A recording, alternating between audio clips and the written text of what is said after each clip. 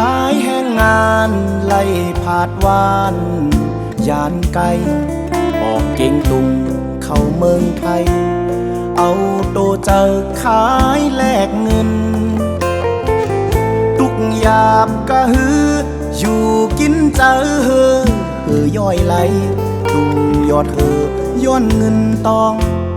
อยู่กินนอนเปโตกินเมาขายแห้งงานไล่กรมการกกเสอยากลงลางอูไล่เฮ็ดโกยก็เฮอไล่เงินมาเล่งปากเล่งตองเล่งพี่น้องเปิ่มองไหลกินมีอยู่ไกลก็กลุ่มมองเปิ่ก่อนหน้าน้องปีอ่อนหน่อยมาอยู่เมืองไทยก็เจออยู่ก็โตกินเปิ่แทงอำหึงตาวายปอกขึ้นเก่งตุงเก็บออมเงินตองตาซื้อโคมมือฝากน้องปีหันเธอหอบเงินเต็มทงมือย้อนถามน้องอย่าไปไว้โหขายแห้งกว่าแทงตึกมีเอ็นแห้งสู้อยู่ลมถอยเจอยังมีอยู่อ่านคัดเจอตาปุ่นต่างเงินไล่ผาดเมืองมาอยู่โตกินนอเฮากนเมืองไตปวนถึงวานเยินอำไล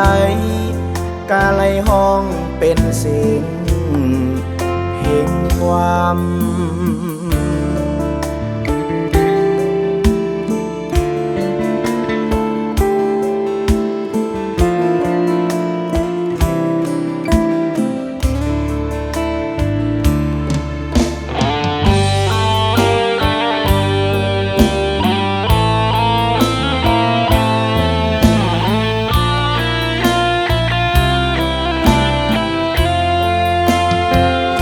คนขายแรงงานต้องจากบ้าน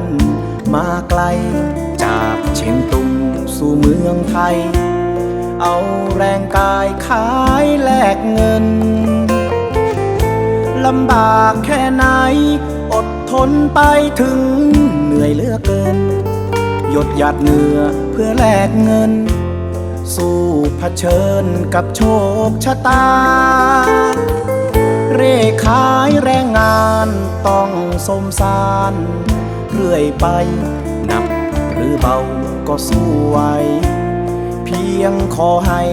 ได้เงินมาเพื่อปากเพื่อท้องเพื่อพี่น้องพ่อแม่คอยท่าถึงอยู่ไกลยังห่วงหารอหน่อยนะควันตาพี่ชายมาอยู่เมืองไทยสุขใจแต่กายอ่อนล้าไม่นานหรอกนะจะกลับขึ้นเมืองเชียงตุงเก็บออมเงินทองจะซื้อของไปฝากป้าลุงหากมีใครหอบเงินเป็นถุงมาขอแต่งเจ้าอย่าเปลี่ยนใจขายแรงต่อไปยังพอไหวทนสู้ลมหายใจยังมีอยู่จะขอสู้อยู่เมืองไทยเมื่อเกิดมาจนต้องอดทนน้อเฮาคนไตคิดถึงบ้านทนไม่ไหวจึงบรรยายมาด้วย